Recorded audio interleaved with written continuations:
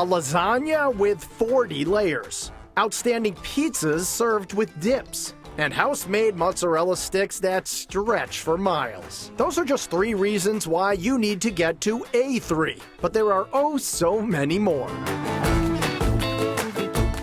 Located on Route 3A in Kingston, Mass., A3 Pizza, Pasta, and Parm is the newest restaurant from chef-owner John Cataldi, who's best known for his upscale spot nearby named Solstice. In this more affordable, family-friendly concept, he decided to bring a straightforward American-Italian restaurant reminiscent of the one his father owned when he was growing up. We're unabashedly American-Italian food. We're not trying to be anything that we're not. It's the food we grew up with, it's the food we like, it's the food we like to cook. We're Americans cooking Italian food. We are what we are, and we're proud of it. And while risotto with white truffles is awesome, there's nothing better than having a slice of lasagna and a meatball on a Sunday. It just brings back memories sometimes, eating something that you're just fond of as a child and you still enjoy as an adult.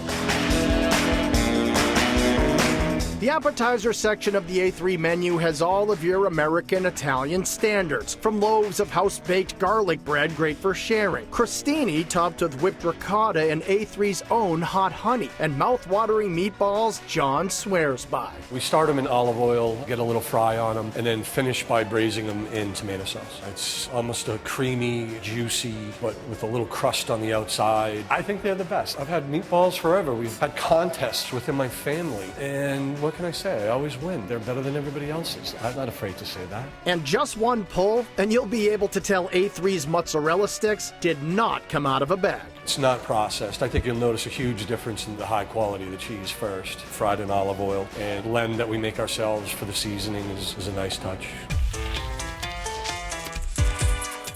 Now, when you're at A3, you've got to get a pizza for the table. It's American pizza. It's the pizza that I first fell in love with as a kid. We're cooking it in a deck oven. We're just cooking it the way, when I grew up, the way pizza was really cooked. There's not a whole lot of fancy toppings. I'd say it's the best pizza around. There's the Mauna Loa, John's take on the Hawaiian pizza topped with pineapple, house-smoked bacon, and pickled jalapeno. Or this one smothered in vodka sauce with chicken, bacon, and basil. Then there's the Johnny pizza, appropriately named because it just happens to be John's favorite. The Johnny is named after me. It's my favorite pizza. It's a white sauce, Italian sausage that we make in-house. It has a little fennel in it, a little spice in it, and then thin sliced red onion over the top. I've never eaten one better. And for all you hotheads, there's the Arrabbiata Angry Pizza, topped with spicy pepperoni and that house-made hot honey. You get that spicy from the honey and the sweet from the sauce and a little bit of sweetness from the pepperoni and a little more spice from the pepperoni. It's not overly spicy. The honey itself is pretty hot, but when all the things come together, the cheese mellows it out. I think it works for a great pie. And while the pizza is great on its own, sauces like ranch, garlic butter, hot honey, and marinara are available for your crust dipping needs. I think it encourages people to dig into that crust, or what we call pizza bones. It's just a way to get them maybe to try the bones when they normally wouldn't.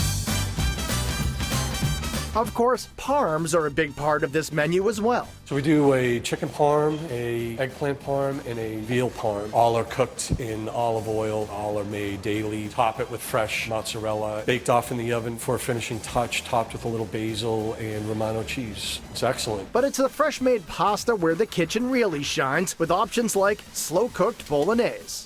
The Bolognese itself is an 8-hour Bolognese. It's a mixture of beef and pork that we grind ourselves with some chicken stock, really high quality tomatoes. And when we finish it with Romano cheese. Nothing more satisfying than a bowl of pasta in Bolognese. It's hearty, kind of stick to your ribs, soul food that I grew up with. The lasagna is anything but traditional. Stacking up at 40 layers, this dish takes time. We knew we wanted to serve a lasagna. We came up with an idea to stack it really high. So a layer of fresh pasta followed by a layer of ricotta mix, another layer of pasta followed by Bolognese, Parmesan Romano, another layer of pasta followed by another layer of ricotta cheese, followed by another layer of pasta, followed by another layer of Bolognese, followed by another layer, until it's done, 40 layers later. We cut it into a fairly thick slab and we sauteed it in a pan with some olive oil and top it with a dollop of ricotta cheese just to really send it over the edge.